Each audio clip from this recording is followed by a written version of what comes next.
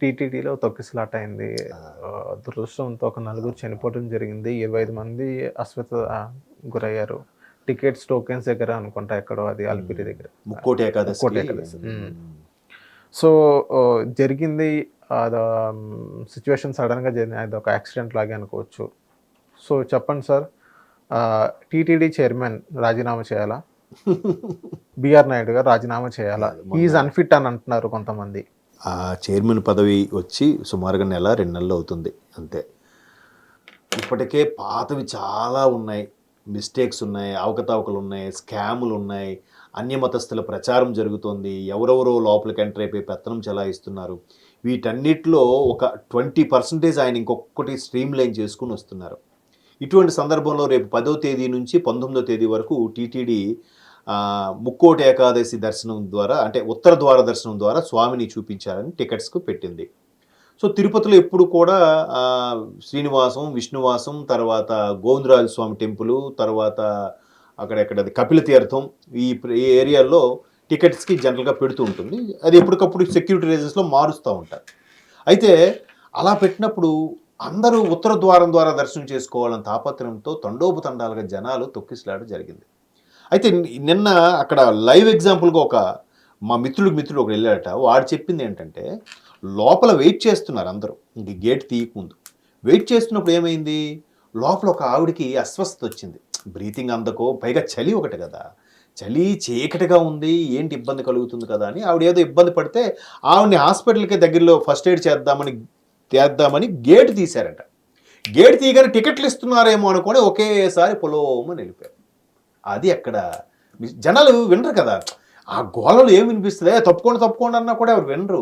కాదు, ఎవడు బాగోలేదు అని తీసుకెళ్దామని వస్తే వాళ్ళేమనుకున్నారు, టికెట్లు ఇస్తున్నారని గేట్లు తీశారని ఒకేసారి. ఇప్పుడు మన పుష్ప విషయం ఆ తొక్కిసలాట చంద్రబాబు నాయుడు గారే బాధ్యుడు అని భూమా కరుణాకర్ రెడ్డి గారు చెప్తారు. చంద్రబాబు నాయుడు బాధ్యుడు ఏంటి, ఇంకాసేపు ఉంటే ఆ దేవదేవుడు వెంకట స్వామి కూడా బాధ్యుడు అని చెప్తాడు ఆయన. ప్రజల ప్రయోజనాలు చంద్రబాబు నాయుడు పట్టించుకోరు అని భూమన కరుణాకర్ రెడ్డి గారు చెప్తున్నారు. ఇప్పుడు ఒక విషయం అంటే, ముఖ్యమంత్రి ఆయన, కొన్ని అందరి శాఖలు, అందరి మంత్రులకి, ఎమ్మెల్యేలకి, మనందరికీ ముఖ్యమంత్రి కదా ఆయన.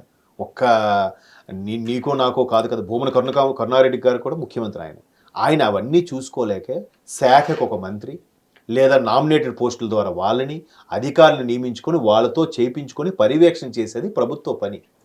సో అక్కడ ఎవరైతే ఉన్నారో పర్యవేక్షణ, ఈవోనో లేదంటే అధికారులు, వాళ్ళు బారికేడ్లు పెట్టో 1 by 1 పంపించో ఏదో చెయ్యాలి. కింద స్థాయిలో ఏదో చేసిన తప్పుకి వీళ్ళని ఎలాగా ఆపాదిస్తారండి? అదే అంటాడు. మరి కొద్ది రోజులు పోతే తిరుపతి వెంకన్న వచ్చి కూడా సారీ చెప్పాలని అంటారేమో. మరి అలాగే ఉంది. చంద్రబాబు నాయుడు గారు సారీ చెప్పాలంటారు ఒకరు, బిఆర్ నాయుడు గారు రాజీనామా చేయాలంటారు ఒకరు. అంటే ఇక్కడ పోలీసులు కానీ, టీటీడీ విజిలెన్స్ కానీ వీళ్ళందరూ విఫలమయ్యారని భూమన కరుణాకర్ రెడ్డి గారు చెప్తున్నారు. మేబీ దానికి నేను నో చెప్పలేను. ఎందుకంటే విజిలెన్స్ వాళ్ళు దాన్ని ఎక్స్పెక్ట్ చేయగలగాలి. చేసిన తర్వాత even not only TTD vigilance, లోకల్గా పోలీస్ విజిలెన్స్ కూడా ఉంటుంది. వాళ్ళు కూడా ఓకే ఇంతమంది ఇంత స్థాయిలో రాబోతున్నారని ఒక ఎక్స్పెక్టేషన్, వాళ్ళకు ఒక ఇన్ఫర్మేషన్ ద్వారా ముందు చర్యలు అయితే తీసుకోవాలి. దాని వైఫల్యం ఎవరిది? అక్కడ ఉండే విజిలెన్స్ అధికారులు వైఫల్యం ఉండుండొచ్చు, వాళ్ళు ఎక్స్పెక్ట్ చేయకపోయి ఉండొచ్చు. అంత మాత్రాన చైర్మన్ రాజీనామా చేయాలి, ముఖ్యమంత్రి సారీ చెప్పాలంటే, అప్పటికీ ముఖ్యమంత్రి గారు చంద్రబాబు నాయుడు గారు ఇమీడియట్గా రెస్పాండ్ అయ్యారుగా, దిగ్భ్రాంతి వ్యక్తం చేశారు. ఇమీడియట్గా వాళ్ళకి ఎంత ఖర్చు అయినా పర్లేదు, ఎవరెవరికి అస్వస్థ గురయ్యారు వాళ్ళందరికీ ట్రీట్మెంట్ చేయండి అన్నారు. బట్ అప్పటికీ ఎవరైతే ఇమ్యూనిటీ పవర్ తక్కువ ఉన్నారో లేదంటే శ్వాసకోశ సంబంధమైన ఇబ్బందులు ఉన్నాయో వాళ్ళు ఆల్రెడీ ఇప్పటికే 6 చనిపోయినట్టు కూడా వస్తుంది. అది ఇప్పుడు అల్టిమేట్గా ప్రజలందరినీ అరెస్ట్ చేద్దామా? మరి ప్రజలను తొక్కిసలాట కదా జరిగింది. వాళ్ళందరినీ ఒక 3,000 మంది 5,000 మంది అరెస్ట్ చేసేద్దామా? వాళ్ళ మీద కేసులు వేసేద్దామా? మీ అందరు తప్పే తోసుకొని వెళ్ళిపోయారని. ఎట్లా ఇది? అంటే రాజకీయ పరంగా ఏదో విమర్శ చేయాలి, వార్తలో నిలబడాలి, వాళ్ళ మనుగడ కొనసాగించాలి. కాబట్టి ఇటువంటి విమర్శలు. సో థ్యాంక్ యూ సార్, మా హిట్టీకి వచ్చిన హిట్ టీవీ యాప్, ఇందులో short news, live news, entertainment shows, movies, digital magazines తో పాటు మీ జిల్లా వార్తలను కూడా ఫ్రీగా చూడొచ్చు. అంతేకాదు కేజీ నుంచి పీజీ వరకు విద్యార్థులకు స్కాలర్షిప్ కూడా అందిస్తున్నాం. ప్రతి వారం 10 మందికి లక్కీ డ్రా ద్వారా ఒక్కొక్కరికి 10,000 రూపాయలు అందిస్తున్నాం.